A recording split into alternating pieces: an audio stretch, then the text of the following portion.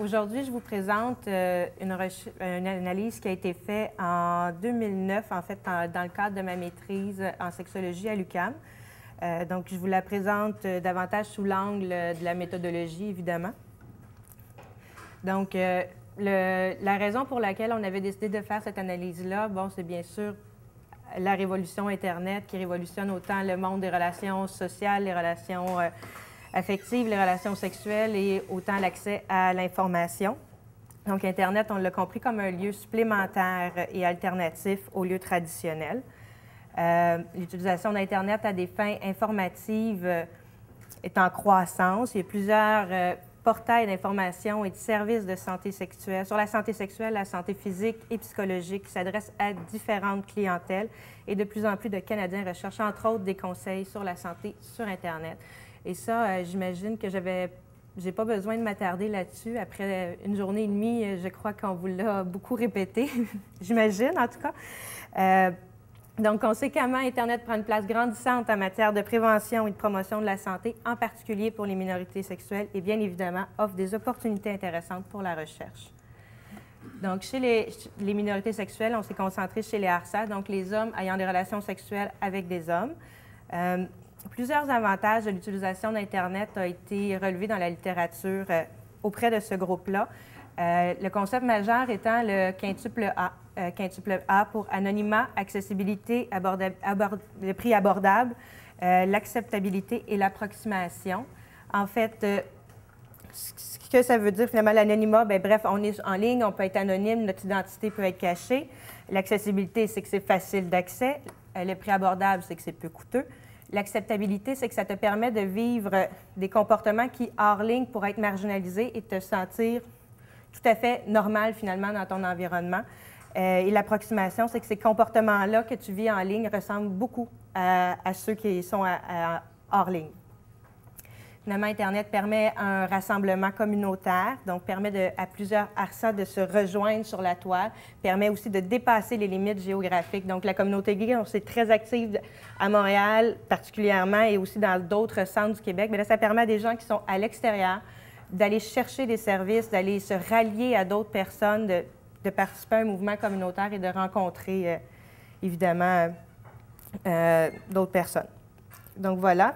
Conséquemment, bien, il y a plusieurs sites de rencontres gays français et québécois qui se sont dotés de sections de questions-réponses sur la santé, où est-ce qu'il y a des intervenants communautaires la plupart du temps qui répondent à leurs questions. Donc, ces questions-là peuvent être, autant elles peuvent être diverses, autant elles peuvent être spécifiques selon les types de sites où est-ce qu'on se retrouve. Donc, pour nous, il est intéressant d'aller jeter un regard, non seulement pour identifier les questions, mais pour savoir si ces questions-là se regroupaient selon les sites de rencontres. Donc, le but de ma communication, finalement, c'est de présenter l'analyse des préoccupations en matière de santé et sexualité exprimées par des internautes ARSA qui participent à des communautés en ligne distinctes, soit des sites qu'on dit généralistes, un peu non spécialisés, un site sadomasochiste. C'est un mot très dur à prononcer quand on est stressé. Et une communauté bareback. Je ne sais pas si tout le monde est familier avec le concept de barebacking. En fait, c'est la recherche de relations sexuelles non protégées, une recherche qui est volontaire. Et finalement, l'objectif de l'analyse qu'on avait fait était d'identifier les thèmes abordés dans les questions posées en ligne sur les sites de rencontres français et québécois et de différencier les préoccupations selon ces sites. Donc, au niveau de la méthodologie, on a analysé 1258 questions-réponses de santé posées sur les sites de rencontres entre 2004 et 2008.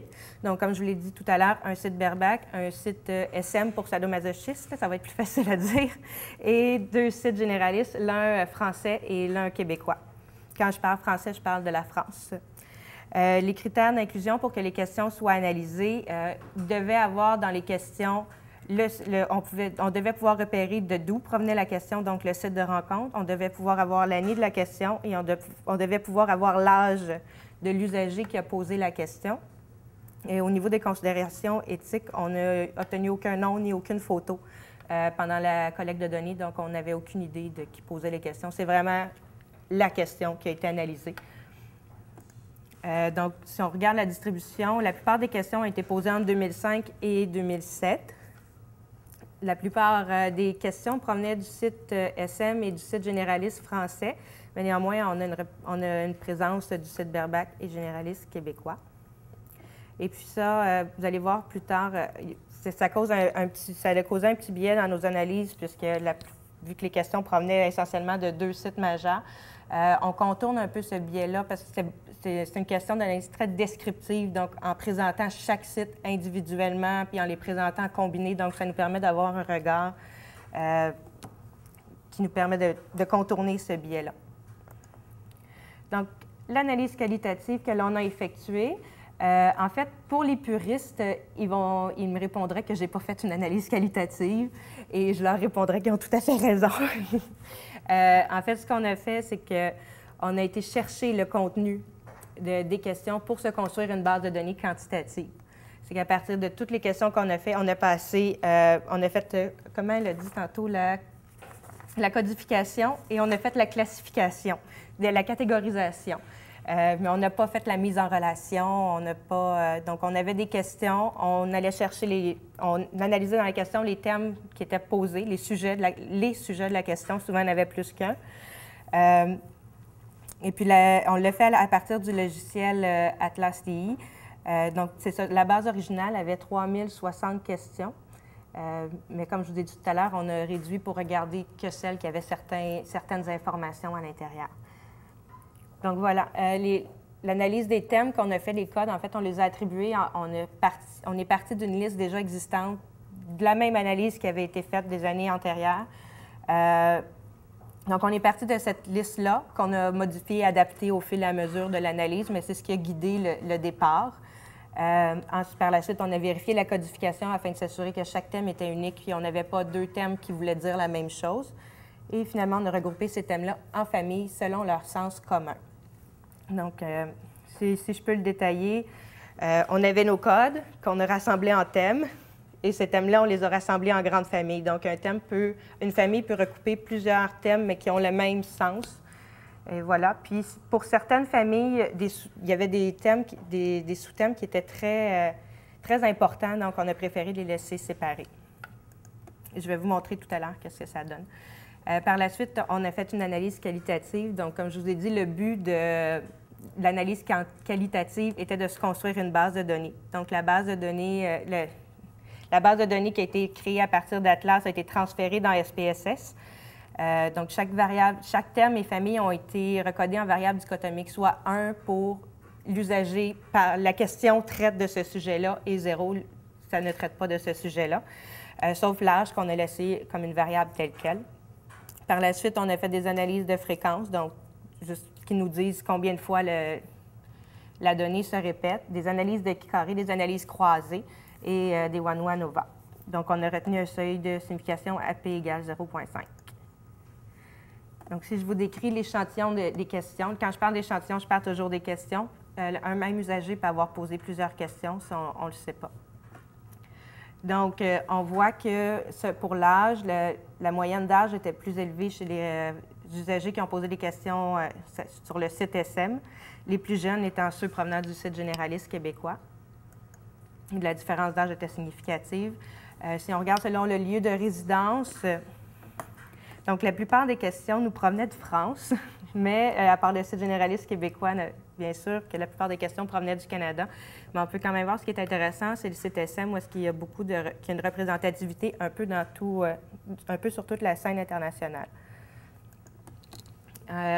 On a aussi, pour quelques questions, on a obtenu, les usagers disaient s'ils avaient des rapports protégés ou non protégés habituellement. Donc, voilà, on remarque que la plupart, ça nous permet aussi de comprendre la différence pour le Berbac, comme je vous disais. Donc, la plupart des sites, les usagers qui ont posé des questions affirmaient avoir des relations protégées, alors que ce n'était pas le cas pour le site Berbac. Donc, voilà, les familles et les sous-thèmes. Donc, on avait pratiques sexuelles, on avait les risques liés aux activités sexuelles, on avait tout ce qui était esthétisme, l'apparence du corps, l'apparence des organes génitaux, toutes les préoccupations qui allaient dans ce sens-là.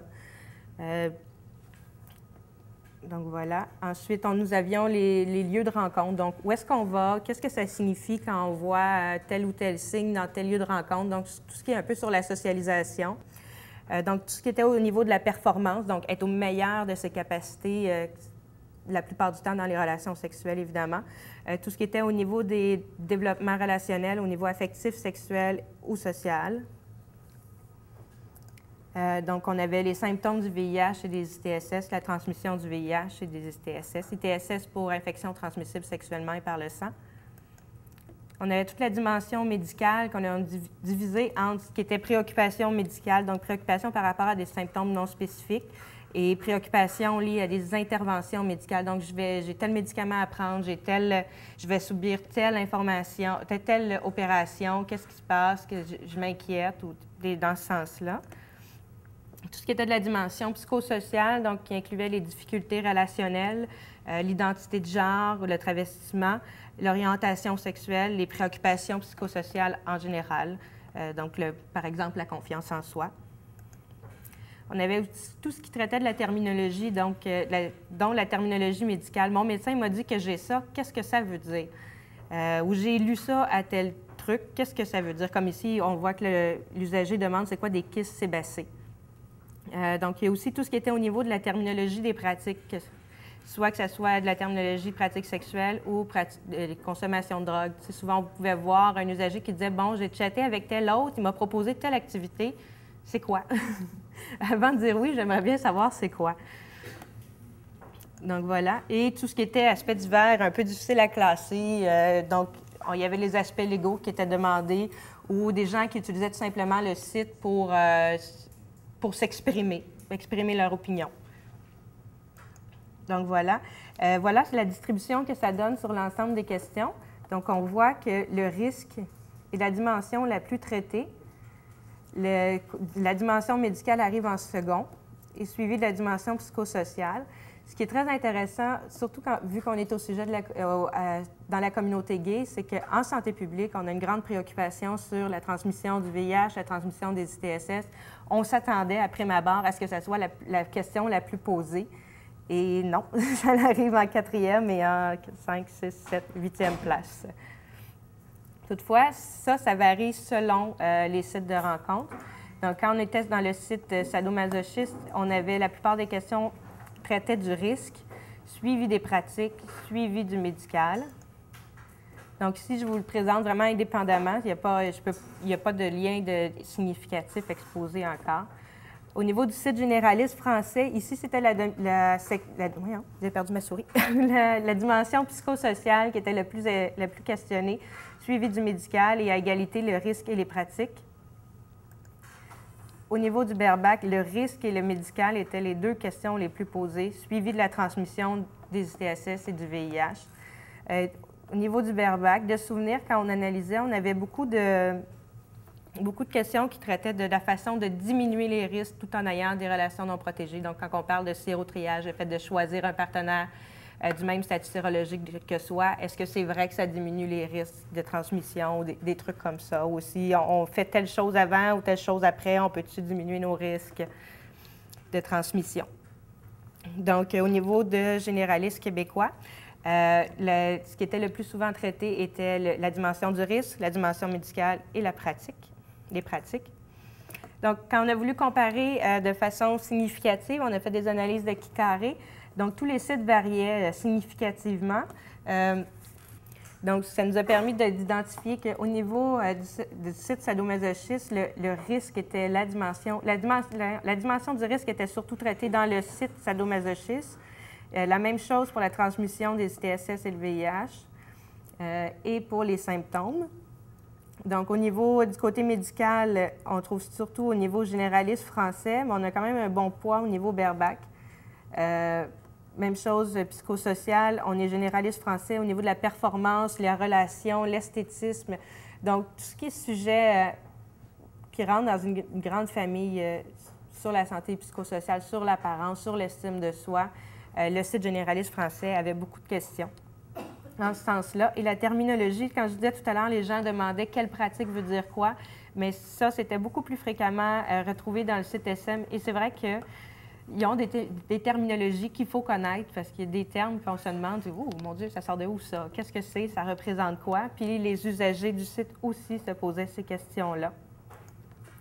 Donc, finalement, ce que ça nous a permis, les analyses qu'on a faites, ça nous a permis d'observer des différences entre les caractéristiques des usagers des questions-réponses des différents sites de rencontres. Ça nous a aussi permis de voir que le risque était la dimension la plus traitée dans les questions postées en ligne, suivie de la dimension médicale et psychosociale. Ça nous a aussi permis d'observer des variations significatives des préoccupations selon le site de rencontre. Finalement, en somme, en conclusion déjà, Internet favorise la collecte d'informations et le questionnement sur la sexualité gay. Donc, ce qui est intéressant, c'est de voir comment, à partir d'éléments qui sont publics, on peut arriver à identifier plusieurs choses, à trouver plusieurs choses qui, par la suite, peuvent aider à guider des interventions de santé, des interventions psychosociales. Donc, finalement, les analyses nous ont permis d'observer que les réseaux sociaux fréquentés par les HACCP présentaient des spécificités pour vrai. Donc, les interventions doivent s'adapter à chacun de ces univers. Donc, les sites devraient être compris en tant que culture sociosexuelle variable, perméable et hétérogène, dans le sens où est-ce que ce n'est pas parce que tu proviens d'un site qu'il n'y a que ça qui t'intéresse, mais tous ces sites-là s'influencent aussi entre eux. Donc, il faut vraiment le voir d'une façon qui est globale. Je vais peut-être juste vous mentionner c'est des trucs que j'ai pensés. Je me suis dit que ça serait peut-être important de vous parler de qu'est-ce qui fait un critère de réussite d'une telle analyse. Bon, oui, d'abord avoir les questions, là, mais je pense qu'il faut bien comprendre et connaître la communauté dans laquelle le contenu est analysé. Il faut s'immerger dedans, il faut essayer de comprendre tous les aspects. Finalement. Et puis, finalement, le dernier critère, ce serait d'être capable d'analyser quantitativement, vu les deux côtés de l'analyse. Donc, voilà.